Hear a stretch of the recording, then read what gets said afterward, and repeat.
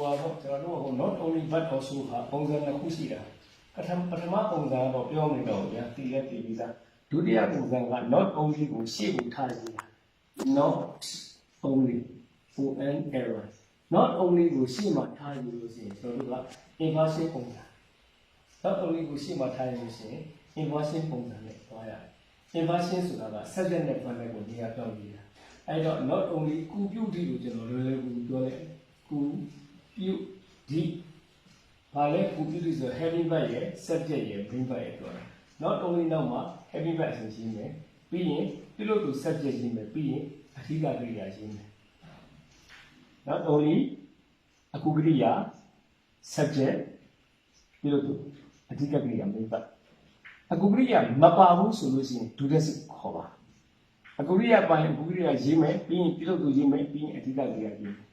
ရပြီအဲ့ဒီဝတ္တရုပ်ကြောင့်ဆုံးသွားလိမ့်မယ်ဆုံးသွားရင် full stop နေမယ်အဲ့တော့ရှိတယ်အဲ့ full stop နေမှာကျွန်တော်က beauty ဘက်ကိုရေးလိုက်မယ်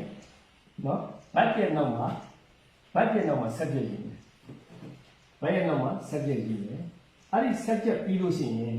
having verb အကုကရိယာပါရင်ပါမယ်မပါရင်မပါဘူးနောက်အဓိကကရိယာလာမယ်အဲ့တော့အကုကရိယာပြီးလို့ရှိရင် als also ပြီးရင်အဓိကကရိယာရေးမယ်ဘာရဲ့နောက်မှာ subject ရေးမယ်ဒုတိယဝတ္တ subject ရေးမယ်ပြီးရင်အကုကရိယာပါရင်ပါမယ်မပါရင်မပါဘူးအကုကရိယာပါရင်အကုကရိယာပါထည့်အကုကရိယာမပါရင်အကုကရိယာမထည့်နဲ့ပြီးတော့ also ရေးမယ်ပြီးရင်အဓိကကရိယာရေးမယ်ကျန်တာလေးဆက်ရေးဒါလေးပဲအဲ့တော့ပြန်ပြောမယ် not only နောက်ကကုပြုတိဒါပါတယ် not only ကုပြုတိဘာလို့ကုပြုတိရေးလဲ inversion ဖြစ်လို့ပါ inversion ဆိုတာ not only ပြီးရင် inversion ဆိုတာ subject နဲ့ verb နဲ့ကိုဒီကတော့ရေးရအောင် inversion ခေါ်တာပေါ့နောက်လို့ not only ကုပြုတိနောက်ဆုံးရေးမယ် full stop နဲ့မှာ verb ရေးမယ်ပြီးရင်ဒုတိယဝတ္တရဲ့ subject ရေးမယ်ပြီးရင် heavy verb ပါရင်ပါမယ်မပါရင်မပါဘူး also ဒီမှာအဓိကရေးရမယ်ဆိုတာကအဓိကကရိယာရဲ့မတိုင်ခင်မှာ also ရေးရပေါ့ဒါဆိုဘောပေါက်နေတယ်တူပါတယ်နမူနာဝတ္တနဲ့သွားမယ်ဒီခဏ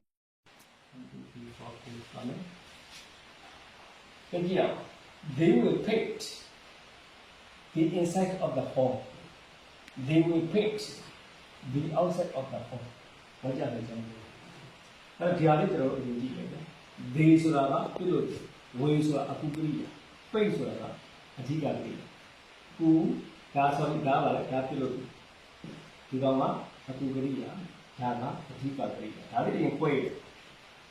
ဘာလဲ not only နောက်ကကုပြုတိလာမယ်ဆိုတော့အကုကရိယာပါလို့တာထည့်လိုက် not only will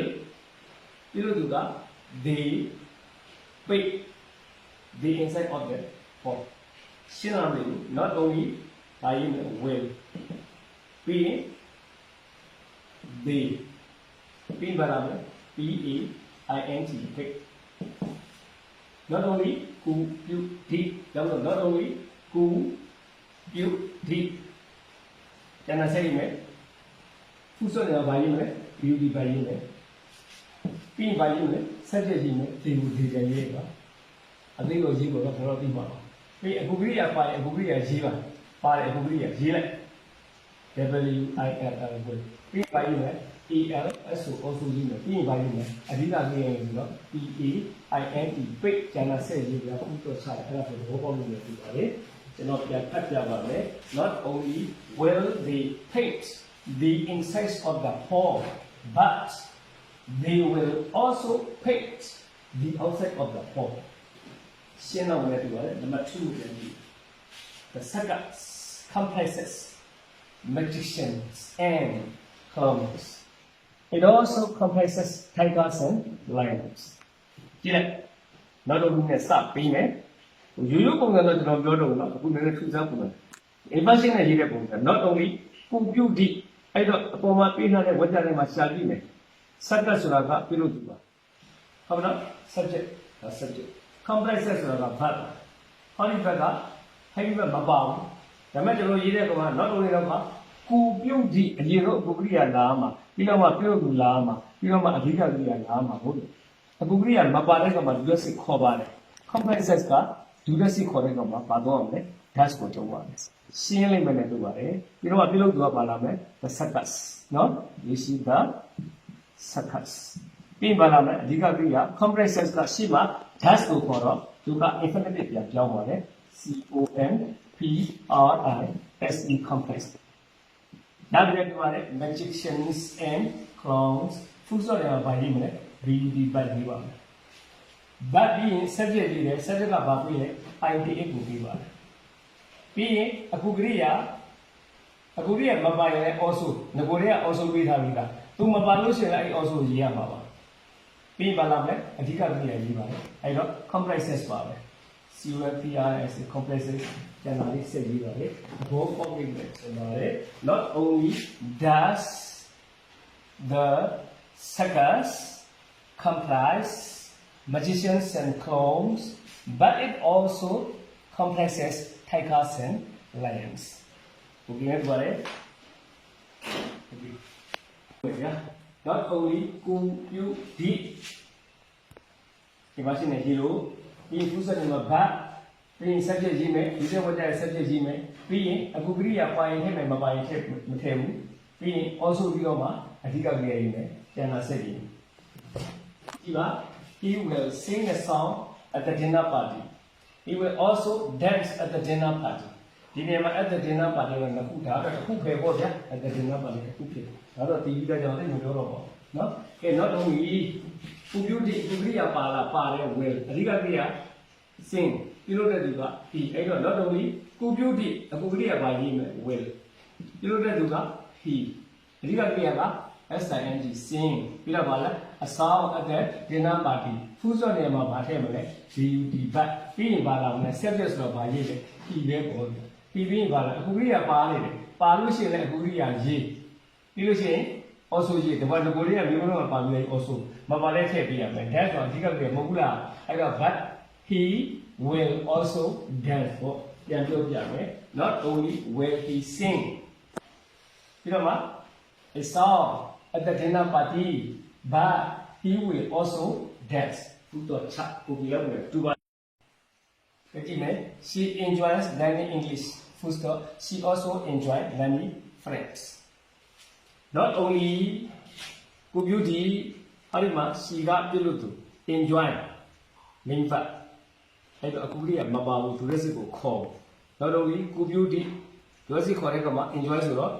us does ပြုလို့တဲ့သူက sh she ဒီကကိရိယာပြန်ရေးမယ် enjoy enjoy enjoy ဟို s ထုတ်လိုက်တာပေါ့ဗျာ does ကိုထုတ်တာသိတယ်မလားအဲ့တော့ not only does she enjoy learning English ဖူးစော့နေရာမှာဗာလေးဒီဘက်ကလေးကြီးပြီးရင်ဗာလာမယ် subject လာမယ် sh she ပြီးရင် heavy verb မပါဘူးသူကမပါတဲ့အခါမှာမထည့်နဲ့ပေါ့ဗျာငကိုတွေက also ရေးပြီးသားအဲ့ဒါထည့်ရေးလိုက်လို့ပဲ but she also sing learning French not only does she enjoy learning English but she also enjoys learning French တဘောပေါက်ပြီးနေတူပါတယ်ဟုတ်ပြီနော်နောက်တစ်ခုပြီးပြမယ်ဗျာဟုတ်ပြီဒီခါပြီးရင်တော့ကိုကြီးလောက်မှာကျွန်တော်10ခုတော့မရေးတော့ဘူးဗျာနော်ဒါလေးရလို့ပါ The actress has long curly blonde hair ကောက်ပွင့်နေတဲ့ရွှေအောင်စပင်းလေးရှိမင်းသမီးမှာ she also has lovely blue eyes ချစ်စရာကောင်းတဲ့အပြောင်မျက်လုံးလေးရှိနော် blue eyes မှာ s ခဲပေါ့ eyes ဟာအရင်ကြီးတာတွေတော့မယ်ဟုတ် not only တော့ကကူပြုတ်ကြည့်လိုက် the actress ကပြုလုပ်တဲ့သူ has ကအဓိကကိရိယာအဲ့တော့အခုကိရိယာမပါဘူးအခုကိရိယာမပါရင်ဒုလက်စစ်ကိုခေါ်ပါလေအဲ့တော့အဲ့ဒီမှာ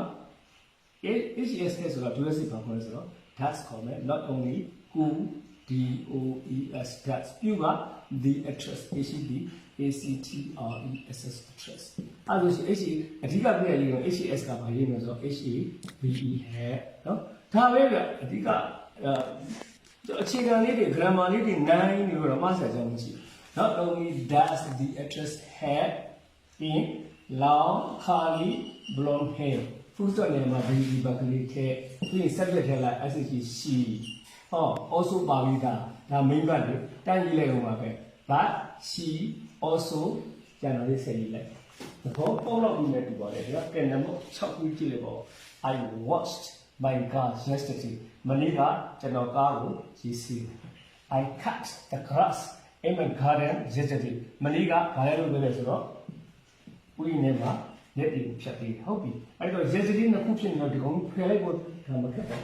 အဲ့တော့မှ not only ရေး computer ကိုရေးမယ်ဆိုတော့ verb က WESHED watched main verb ဖြစ်ပါတယ် main verb မပါဘူး recipe call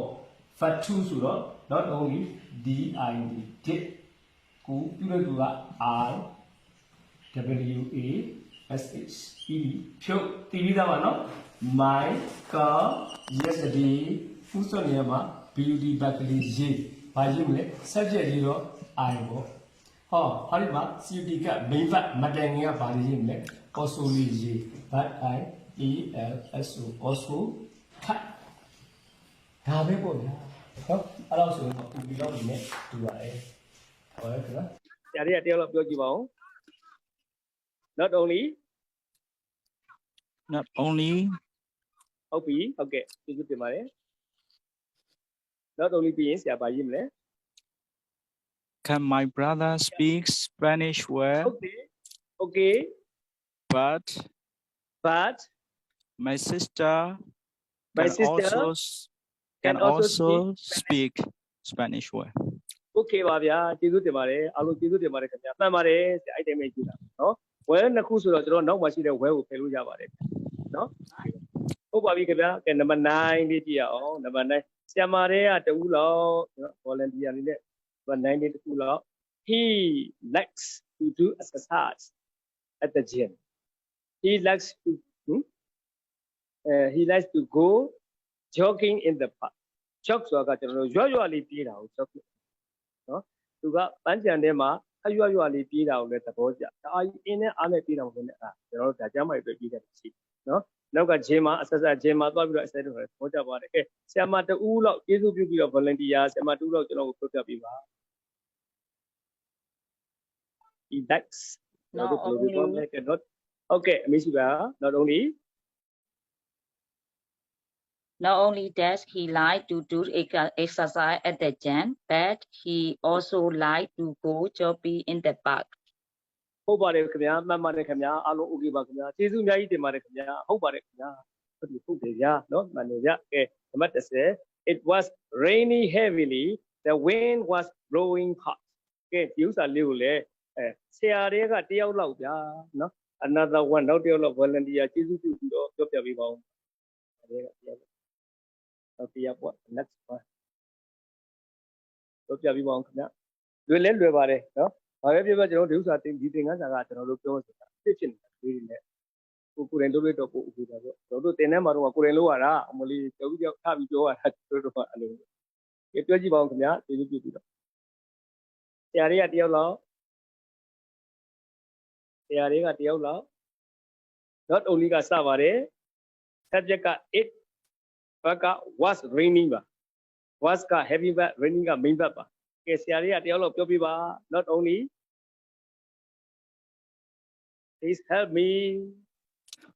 any volunteer please help me Not only